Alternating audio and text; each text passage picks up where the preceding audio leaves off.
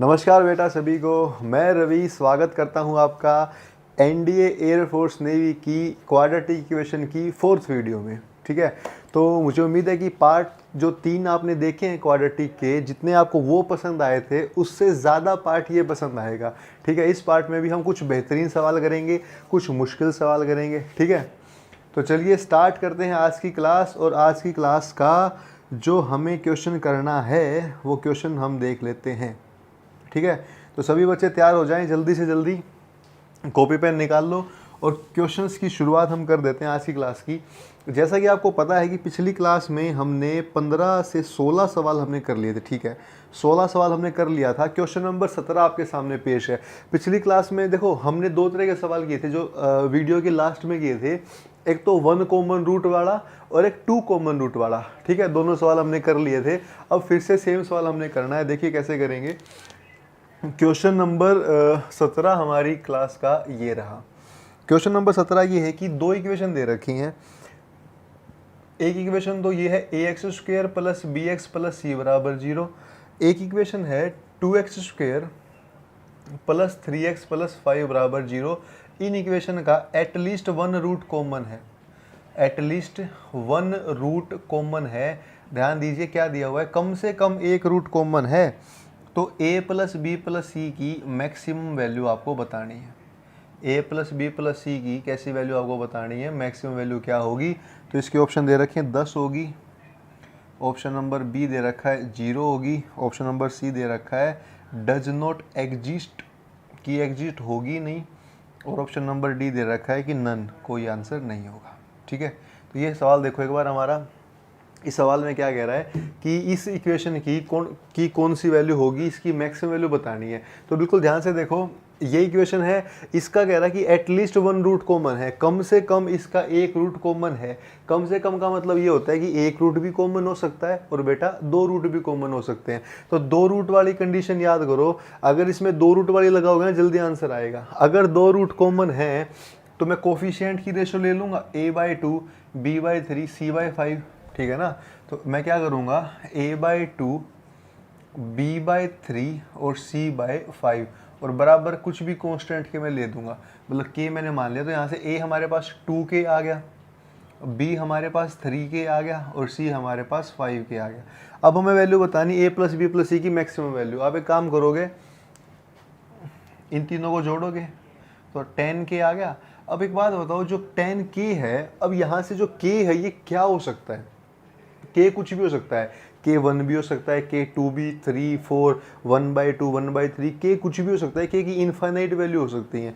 तो ये जो 10k आया, ये वैल्यू हमारी k पे डिपेंड कर रही है। तो k की इनफाइनाइट वैल्यू हो सकती है, तो मैक्सिमम वैल्यू हम इसकी बता ही नहीं सकते। क्यों? अगर मैं k को 1 लूँगा तो 10 आंसर आ जाएगा, फिर k को मैं 2 लूँगा तो 20, 30, 40 बढ़ता जाएगा बढ़ता जाएगा, तो वैल्यू हम बता ही नहीं पाएंगे। तो आंसर इसका आएगा does not exist. Does not exist का मतलब ये है कि k की value we can not tell, हम बता ही नहीं सकते, तो इसकी वैल्यू होगी ही नहीं। ठीक है, चलो, तो ये सवाल बड़ा अच्छा सवाल था, इसको आप नोट कर लो और फिर हम करते हैं अगला सवाल। क्वेश्चन नंबर अगला सवाल ये है, जो थोड़े इस तरह के आ जाते हैं, मैं आपको लिखवा देता हूँ। ठीक है, question number 18। Question number 18 quadratic के ही सवाल हैं, वो थोड़े इस तरह के आ जाते हैं। किस तरह के, देखो एक बार क्वेश्चन नंबर 18 देखो। क्वेश्चन नंबर 18 आपके सामने है। क्वेश्चन नंबर 18 देखो, इस तरह के सवाल आते हैं। अंडर रूट, ये आपका a है, फिर दोबारा अंडर रूट प्लस में a है, और यहाँ पर ये वैल्यू हमारी बार बार ये वैल्यू दे देता है, और ये कहाँ तक, इनफाइनाइट तक। तो under root a plus under root a plus under root a, इसको इनफाइनाइट तक सोल्व करने के लिए दे देता है। तो इसको सोल्व हम कैसे करेंगे वो देखो आप। पहले तो इसको x के बराबर मान लो, x के बराबर मान लिया। अब दोनों तरफ इसका स्क्वायर कर दो आप। अच्छा, एक काम ये देखना कि ये जो x है वो हमने किसको मानना है, अंडर रूट के अंदर a और फिर रूट के अंदर a इनफाइनाइट बार।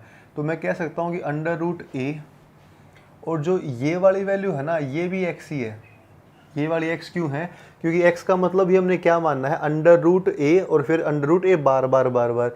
मतलब इनफाइनाइट में से एक वैल्यू कम होगी तो क्या फ़र्क पड़ेगा। तो ये भी हमारा x है। अब दोनों का स्क्वायर करेंगे तो x² हमारा कितना आ जाएगा, यहाँ पर a प्लस एक्स आ जाएगा। तो x² minus x minus a बराबर 0। यहाँ से x की वैल्यू अगर हम वो प्रॉपर फॉर्मूला हमारा लगाएंगे, तो कितना आ जाएगा, यहाँ पर ये हमारा 1 है और plus minus under root b square, यानी कि पहले तो हमने इसका किया, हमने यहाँ पर इस वैल्यू को हमने x के बराबर मान लिया और अंडर रूट a प्लस में ये हमारा x के बराबर आएगा, दोनों का स्क्वायर करेंगे तो x का स्क्वायर किसके बराबर आएगा, हमारा a प्लस एक्स। ठीक है, इसको यहाँ ले आए। अब यहाँ पर देखो सिंपल वैल्यू हम सोल्व करनी है इसकी, तो ये कितना आ जाएगा 1 प्लस माइनस 1 माइनस 4, a हमारा 1 है, c हमारा माइनस a है, अपॉन में 2a, a हमारा 1 है, तो ये वैल्यू इसकी आ जाएगी हमारी। ठीक है, अब क्योंकि अगर हम a की वैल्यू कोई पॉजिटिव लेंगे ना 3 4 5 ऐसी वैल्यू, तो ये आंसर हमारा हमेशा जो है वो प्लस का ही आता है, तो माइनस नहीं आएगा। तो ये हमारा आंसर है 1 प्लस 4a, उसमें 1 जोड़ेंगे और डिवाइड किससे कर देंगे बेटा, 2 से, तो ये हमारा आंसर है। ठीक है, तो इसको आप नोट कर लेना। नोट करने का फ़ायदा ये होगा कि मान लो अगर सवाल दे देता है वो, अगर सवाल दे देता है under root 5 plus under root 5 और अंडर रूट 5, और इस सवाल को वो अगर बार बार दे देता है, बार बार सोल्व करो, बार बार सोल्व करो, तो इसका आंसर कितना आ जाएगा। आपने बस जो ये a है ना, a की जगह 5 रखना है, तो आप आंसर 1 सेकंड में बता दोगे। 5 और 4 20 और 1 21, 1 प्लस रूट 21/2, ये हमारा आंसर है। ठीक है, 1 plus under root 21/2, this is our answer, ये हमारा आंसर है। चलो भाई कर लोगे इसको, तो इसको मैं हटा देता हूँ, बस इसको नोट कर लो आप। ये हमारा 18वां सवाल था। फिर हम करेंगे हमारा 19वां सवाल। ठीक है, फिर हम करते हैं हमारा 19वां सवाल। इसको आप एक बार नोट कर लो, देख लो कैसे हमने इसको किया था। क्वेश्चन नंबर 19 देखिए, क्वेश्चन नंबर 19 कैसे करेंगे। अगला सवाल हमारा 19वां सवाल है। देखो कैसे इस सवाल को हम करेंगे, 19वें सवाल को। ठीक है, तो आपको ना सारे के सारे सवाल जो है प्रैक्टिस सेट में, पीडीएफ में और टेस्ट में मिल जाएंगे। उन सवालों को प्रैक्टिस करो और अच्छा स्कोर करो। तो अगला सवाल हमारा ये है 2x माइनस 1, ये भी बहुत अच्छा सवाल है और इसका स्क्वायर है। उसके बाद माइनस में 3 2x माइनस 1 ये है, और प्लस में 2 बराबर में 0, प्लस में 2 बराबर में 0, ये हमारा सवाल है। 2x माइनस 1 का स्क्वायर, माइनस में 3, 2x माइनस 1, प्लस में 2 बराबर 0। इसमें इसके हमने रूट्स बताने हैं। रूट्स का मतलब ये है कि x की वैल्यू बतानी है। सबसे पहले काम इसमें ये करते हैं कि जो ये 2x माइनस 1 का मोड है वो यहाँ भी है, यहाँ भी है। तो सबसे पहले तो मैं 2x माइनस 1 का जो मोड है उसको मैं बराबर मान लेता हूँ y के, उसको y के बराबर मान लूँगा। y के बराबर मान के पहले तो इसको वैल्यू पुट कर दो, Y square minus 3y plus 2 बराबर 0 आ गया है। ठीक है, अब यहाँ देखो y माइनस 2 और y माइनस 1 बराबर 0, ये होगा। यहाँ से y की वैल्यू 1 आ गई, यहाँ से y की वैल्यू 2 आ गई, तो दो वैल्यू आ गई, एक 1 और एक 2। तो यहाँ पर आप 2x माइनस 1 की वैल्यू जो इसका मोड था, एक तो 2 रख दोगे और एक आप 2x माइनस 1 और उसके मोड की वैल्यू 1 रख दोगे। अब देखो जो ये मोड होता है ना, मोड हटाने का मतलब आपको पता है क्या होता है। अगर मैं मोड को हटाऊंगा तो इस मोड को हटाने से एक बार तो प्लस लिखना होता है और एक बार आपको माइनस लिखना होता है। ध्यान देना, मोड को हटाने का मतलब क्या, प्लस भी लिखना होता है, माइनस भी। सेम यहाँ पर अगर मैं मोड हटाऊंगा, एक बार तो प्लस वाली वैल्यू लूँगा मैं और एक बार कैसी वैल्यू लूँगा, माइनस वाली। अब देखो यहाँ पर जो है ये वहाँ जाके कितना आ जाएगा, x की वैल्यू -1, वहाँ जाके 3 और 3/2 आ जाएगा। यहाँ x की वैल्यू देखो -1, वहाँ जाके +1 यानी कि -1/2। यहाँ देखो ये वैल्यू वहाँ जाकर 2 और 2/2 1 और ये 0, तो 4 वैल्यू आ गई। और यही हमारे सवाल का आंसर है कि कौन कौन सा आंसर आया हमारा, 1 0 3/2 -1/2, ये हमारा आंसर है। ठीक है, तो सवाल को नोट कर लो। बड़ा अच्छा सवाल था, मोड वाला सवाल था। जिस सवाल में मोड आ जाता है तो सवाल को कैसे हम करेंगे, मोड वाला सवाल आपने देखा।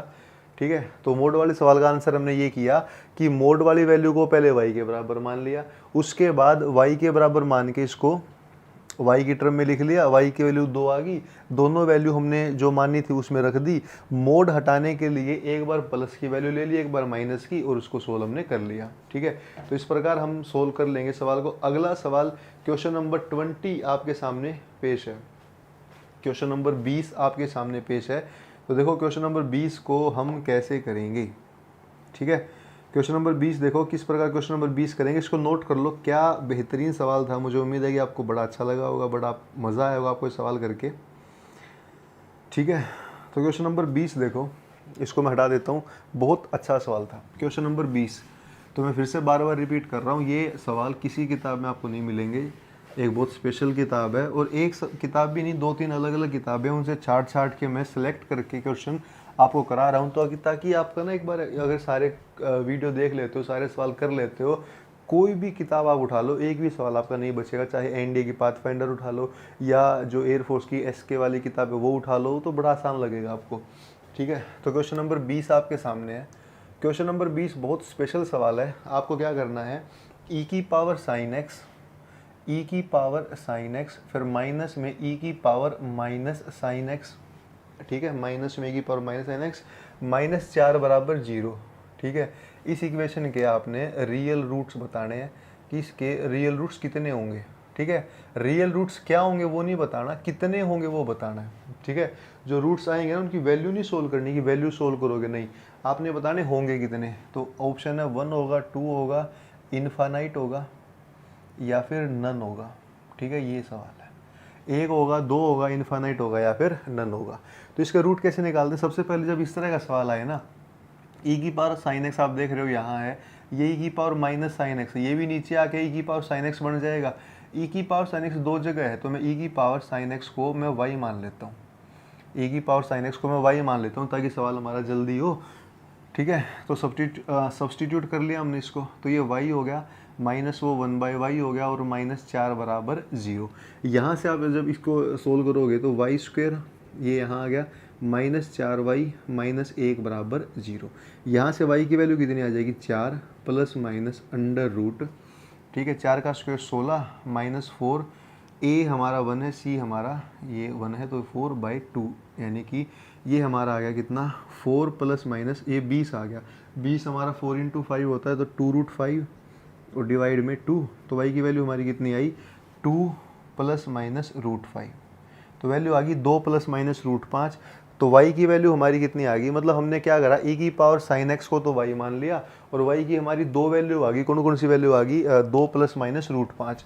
तो इसका मतलब ये हुआ कि जो e की पावर साइन x है वो एक तो होगा 2 प्लस √5 के बराबर, और दूसरा e की पावर साइन x एक बराबर होगा 2 माइनस √5 के बराबर। बच्चे को क्या लगता है कि 2 आंसर आ गए, मतलब उसको आंसर निकालना भी नहीं था, उसको सिर्फ ये बताना था कि वैल्यू होंगी कितनी। तो वो बच्चा क्या करता है कि 2 वैल्यू आ गई तो 2 पे टिक लगा देता है, 2 हमारा गलत आंसर है। ठीक है, वैल्यू आपको दिखने में 2 लग रही है, लेकिन ये गलत आंसर है। क्यों गलत है वो मैं आपको बताता हूँ। दोनों ही हमारी गलत आंसर है। ये वाला गलत क्यों है, देखो यहाँ पर जो एक तो मैं बताता हूँ कि जो ई होता है उसकी वैल्यू होती है 2.73, ई की वैल्यू कितनी होती है 2.73, ई की वैल्यू 2.73 होती है, और जो साइन एक्स होता है ना, साइन एक्स की वैल्यू -1 से 1 होती है, यानी कि साइन एक्स जो है कम से कम -1 हो सकता है और ज़्यादा से ज़्यादा 1 हो सकता है। अब आप एक बात बताओ, अगर मैं ई की जगह 2.73 रखता हूँ जो इसकी वैल्यू होती है, साइन एक्स की वैल्यू अगर मैं ज़्यादा से ज़्यादा भी रखूँगा तो मैं 1 रख सकता हूँ। अगर मैं यहाँ 1 रख देता हूँ तो ये 2.73 ही रहा, यानी कि ई की पावर साइन एक्स की वैल्यू ज़्यादा से ज़्यादा अगर आएगी ना तो 2.73 ही आएगी, उससे ज़्यादा नहीं आ सकती। लेकिन जो 2 प्लस √5 है ना, ये 4 से भी बड़ा होता है, मतलब 2 प्लस √5 4 से ही बड़ा है, तो 4 से बड़ा है, तो ये हमारा गलत आंसर आ गया। 2 प्लस √5 4 से ही बड़ा है, और इसकी वैल्यू 2.73 से बड़ी आ ही नहीं सकती, तो मैं इसको गलत मान लूँगा, ये हमारा गलत है। ठीक है, यहाँ देखो, यहाँ दूसरा कंसेप्ट क्या है, ई की पावर, देखो ई की पावर यहाँ तो साइन एक्स है, ई की पावर एक्स है या ई की पावर कुछ भी हो, आप ई की पावर कुछ भी करो, चाहे ई की पावर 10 करो, चाहे ई की पावर 100 करो, चाहे ई की पावर -100 करो, मतलब ई की पावर कुछ भी कर लो, लेकिन जो भी आप करोगे ना तो पूरा सोल्व करोगे तो नेगेटिव कभी नहीं आ सकता। यानी कि ई की पावर चाहे एक्स हो, चाहे साइन एक्स हो, चाहे ई की पावर 100 हो, चाहे ई की पावर -1000 हो, कुछ भी हो, नेगेटिव नहीं आएगा। अगर ई की पावर -1000 होगी ना तो भी ये भी 1/e की पावर 1000 होगा, मतलब ये ई की पावर कभी भी नेगेटिव होता ही नहीं है। तो ये जो वैल्यू है ना, 2 में से √5 गया, ये नेगेटिव है, ये नेगेटिव है। तो यानी कि ई की पावर साइन एक्स नेगेटिव होता नहीं, और ये नेगेटिव है, तो इसका मतलब ये आंसर भी हमारा गलत है। तो वो आंसर क्यों गलत है? क्योंकि ई की पावर जो है नेगेटिव नहीं होता और वो नेगेटिव दे रखा है।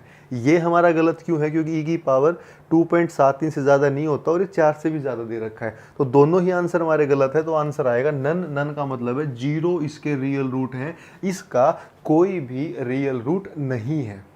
ये रीज़न है। अब कोई बच्चा कहेगा कि सर अगर ये वैल्यू होती ही नहीं तो आ कैसे गई? दिमाग में आ सकता है कि ना तो ये वैल्यू ना वो वैल्यू, तो ये आई ही क्यों? तो मैं आपको बता दूं, जो ये वैल्यू है ना 2 + √5 और 2 - √5, ई की पावर sin x की नहीं आई, ये वैल्यू y की आई थी। मतलब ये जो वैल्यू आई है ना, ये इस इक्वेशन की आई है। तो ये तब हुआ जब मैंने इसको इसके बराबर मान लिया। तो जब क्रॉस चेक करके देखा कि ऐसा हो सकता है, तो हमें पता चला नहीं हो सकता। ये जो वैल्यू आई है ना 2 + √5, वो इस y की आई है। y तो हो सकता है, लेकिन जब y को हम इसके बराबर करेंगे ना, अब ये नहीं हो सकता। ठीक है, चलो भाई आगे करें। बड़ा ही अच्छा सवाल था, मतलब मज़ा आएगा आपको। 20 सवाल हो गए हमारे, 21वां सवाल आपके सामने पेश होने वाला है। क्वेश्चन नंबर 21वां देखें। ठीक है, क्वेश्चन नंबर 21, इसको आप नोट कर लो, बड़ा इंपॉर्टेंट सवाल था। चलो भाई अगला सवाल देखिए। अगला सवाल भी ऐसा ही अच्छा सवाल है। क्वेश्चन नंबर 21 हमारे आज की क्लास का क्वेश्चन नंबर 21 किस प्रकार हम करेंगे, तो देखो मैं कराता हूँ। क्वेश्चन नंबर 21 देखो आप किस प्रकार हम कर सकते हैं। क्वेश्चन नंबर 21 बहुत बेहतरीन सवाल है। क्वेश्चन नंबर 21 क्या कह रहा है कि अल्फा बीटा गामा हमारी एक इक्वेशन है, उसके रूट्स दे रखे हैं। तो इक्वेशन क्या दे रखी है? एक्स का क्यूब। इक्वेशन है एक्स का क्यूब प्लस में 2x², एक्स का क्यूब प्लस में 2x² -3x - 1 बराबर 0। मतलब अल्फा बीटा गामा इस इक्वेशन के रूट हैं। तो हमें वैल्यू बतानी है, क्या हो, किसकी वैल्यू बतानी है? अल्फा की पावर -2, बीटा की पावर -2, गामा की पावर -2, इसकी वैल्यू हमें बतानी है। ये बड़ा अच्छा सवाल है। ठीक है, अल्फा बीटा गामा हमारे किसके रूट है बेटा? एक्स का क्यूब 2x² -3x - 1 बराबर 0। तो हमें वैल्यू किसकी बतानी है? अल्फा की पावर -2, बीटा की -2 और गामा की -2, इसकी वैल्यू बतानी है। अब देखो, इसके लिए मैं आपको थोड़ी छोटी छोटी सी बातें बताऊंगा कि अगर अल्फा बीटा गामा इसके रूट हैं, तो बात number 1, alpha plus beta plus gamma कितना होगा? वो होगा -b/a, यानी कि -2। दूसरी बात, अल्फा बीटा, बीटा गामा और गामा अल्फा कितना होगा? वो होगा c/a। तो c हमारा -3 है और a हमारा 1 है। तीसरी बात, अल्फा बीटा गामा वो किसके बराबर होगा? -d/a, तो वो हमारा यहाँ से 1 आ जाएगा। ठीक है, ये छोटी छोटी बात तो ये सामने आई। अब हमें क्या करना है? हमें वैल्यू निकालनी है अल्फा की -2, बीटा की -2, गामा की -2। अल्फा की -2 होता है 1/α², बीटा की -2 होता है 1/β², गामा की -2 होता है 1/γ²। इसकी वैल्यू बतानी है। अब नीचे तो आ जाएगा अल्फा बीटा गामा का होल स्क्वायर, ऊपर जब एलसीएम लेंगे तो जब इसका नंबर आएगा तो इन दोनों का स्क्वायर आ जाएगा, यानी कि β² γ² α² और α² β²। ये यानी कि ये वाली वैल्यू हमें बतानी है। अभी छोटी सी बात बताओ, अल्फा बीटा गामा यहाँ से कितना आ जाएगा? अल्फा बीटा गामा 1 आ गया, तो 1 का स्क्वायर 1, यानी कि ये वैल्यू तो हमारी हट गई। अब हमें क्या करना है? हमें बताना है, ये हमारा आंसर है, यानी α² β² γ² α²। अब बताओ, अगर मैं इस पहले वाले का स्क्वायर करता हूँ, देखो पहले तो वहाँ पर सबका स्क्वायर है, यहाँ पर सिंगल सिंगल वैल्यू है। अगर मैं इसका स्क्वायर करता हूँ तो वो आंसर आएगा? नहीं आएगा, क्योंकि a + b + c का स्क्वायर क्या होता है? ये भी मैं ऊपर लिख देता हूँ। a + b + c का स्क्वायर क्या होता है बेटा? ये होता है हमारा a² b² c² और प्लस में कितना 2ab, प्लस में कितना 2bc और प्लस में कितना 2ca, इसके बराबर होता है। ठीक है, अब देखो यहाँ पर हमारा इसकी वैल्यू बतानी है। तो अगर मैं इसका स्क्वायर करता हूँ तो इसका तो अल्फा स्क्वायर आएगा बीटा गामा, लेकिन हमें अल्फा स्क्वायर बीटा गामा नहीं चाहिए, हमें इनका मिक्स चाहिए। तो वो मिक्स इसका स्क्वायर करने पर हूबहू ये आंसर आ रहा है। तो आप इसका स्क्वायर कर दो, आप इसका भी स्क्वायर कर दो और यहाँ -3 का भी स्क्वायर कर दो। तो इसका स्क्वायर करोगे तो वही वाली वैल्यू आ जाएगी a² b² c², यानी α² β² β² γ² और γ² α²। ये आ गया। प्लस में हमने करना है 2 पहले दो का मल्टीप्लाई। जब पहले दो का मल्टीप्लाई करेंगे तो बीटा का स्क्वायर आ जाएगा, बीटा का स्क्वायर और अल्फा गामा आ जाएगा। प्लस में फिर 2, फिर अगले दो का मल्टीप्लाई करेंगे, यानी कि 2, फिर एक बार बीटा का स्क्वायर है, एक बार गामा का स्क्वायर है, और एक बार अल्फ़ा का स्क्वायर है, मतलब 3 में से 1 का स्क्वायर होगा, बाकी 2 वैसे के वैसे, और बराबर में -3 का स्क्वायर कितना बेटा 9। अब देखो ये वाली वैल्यू तो हमें निकालनी ही है, इस वाली वैल्यू को देख लो 2, सब में क्या कॉमन है, सब में अल्फ़ा बीटा गामा सब में है। अगर अल्फ़ा बीटा गामा सब में से कॉमन ले लिया, इसमें से अल्फ़ा बीटा गामा कॉमन लोगे तो एक बी एक्स्ट्रा है, इसमें गामा एक्स्ट्रा है, इसमें अल्फ़ा एक्स्ट्रा है, तो अल्फ़ा बीटा गामा यहाँ बचेंगे, बराबर में कितना 9।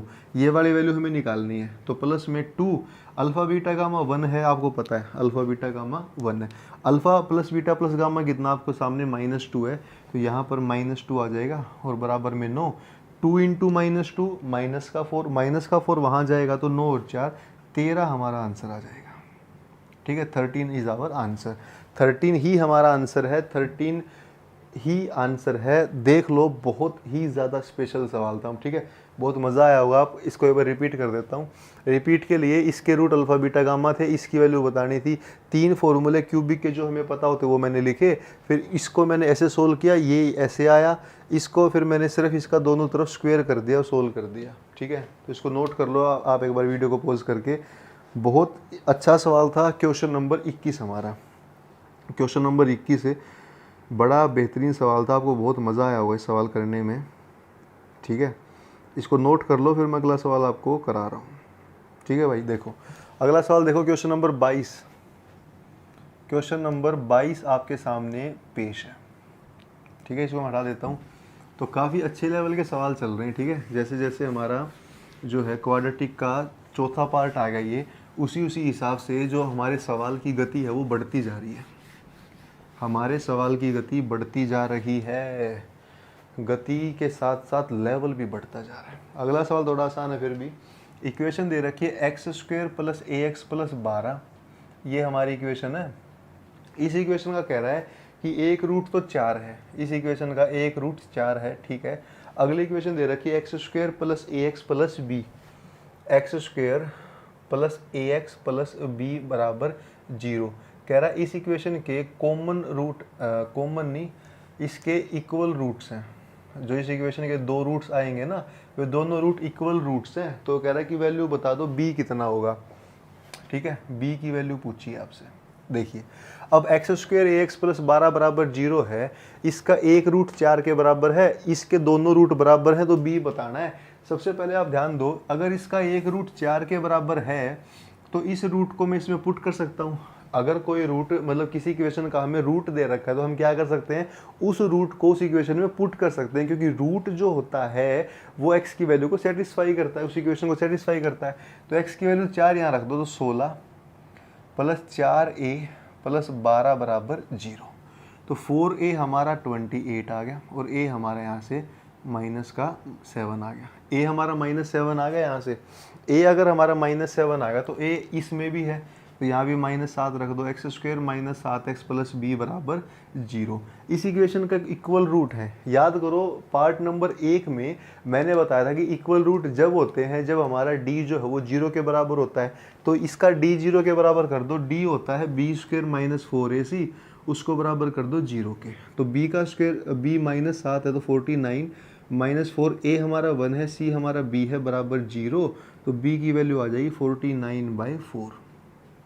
ठीक है, तो बड़ा अच्छा सवाल था, बड़ा इंपॉर्टेंट सवाल था, इसको नोट कर लो कैसे हमने इसको किया है। ठीक है, एक बार दोबारा इसको देख लो, और इसको वीडियो को पॉज करके ना इसको कॉपी में नोट कर लो भाई। चलो अगला सवाल करें। सवाल नंबर 23 आपके सामने लेकर हम पेश हैं, क्वेश्चन नंबर 23। तो आज की क्लास का तो क्वेश्चन जो है, क्वेश्चन नंबर 23 देखते हैं। क्वेश्चन नंबर 23 क्या होगा। क्वेश्चन नंबर 23 बड़ा अच्छा सवाल है। ठीक है, क्वेश्चन नंबर 23 क्या कह रहा है कि एक इक्वेशन है ax² + bx + c बराबर 0। इसके दो रूट हैं, एक तो साइन अल्फ़ा और एक कोस अल्फ़ा। ठीक है, दो रूट हैं, कौन कौन से रूट हैं, एक तो साइन अल्फ़ा रूट है और एक कोस अल्फ़ा रूट है। और आपको कहा गया है कि ऐसी इक्वेशन बताओ जिसमें हमें, ऐसी इक्वेशन बताओ, मतलब अगर इसके दो रूट हैं साइन अल्फ़ा और कोस अल्फ़ा, अगर ऐसा है तो इक्वेशन बनाओ a में, b में, c में क्या बनेगी। मतलब ऐसी इक्वेशन बनाओ a में, b में और c में। 4 ऑप्शन दे रखे, मैं बिना ऑप्शन के करा देता हूँ। आप देखो मतलब सबसे पहले तो एक बात बताओ, इसके रूट अगर साइन अल्फा कोस अल्फा है तो पहले तो रूट्स का सम करो। Sine alpha plus cos alpha आएगा तो रूट्स का सम तो बराबर आ जाएगा -b/a के। उसके बाद रूट्स का जो प्रोडक्ट है साइन अल्फा और कोस अल्फा वो बराबर आ जाएगा c/a के। करेक्ट बात है। सम ये आ गया, प्रोडक्ट ये आ गया। अब हमें क्या करना है, इन दोनों इक्वेशन का यूज़ करके इक्वेशन में सिर्फ a b c रखना है, साइन अल्फा कोस अल्फा को हमने हटा देना है।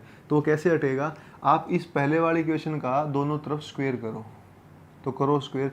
इसका स्क्वायर करेंगे तो sine square alpha plus cos square alpha और प्लस में कितना 2 साइन अल्फा कोस अल्फा, और वो बराबर किसके आएगा बेटा b²/a², यही आएगा।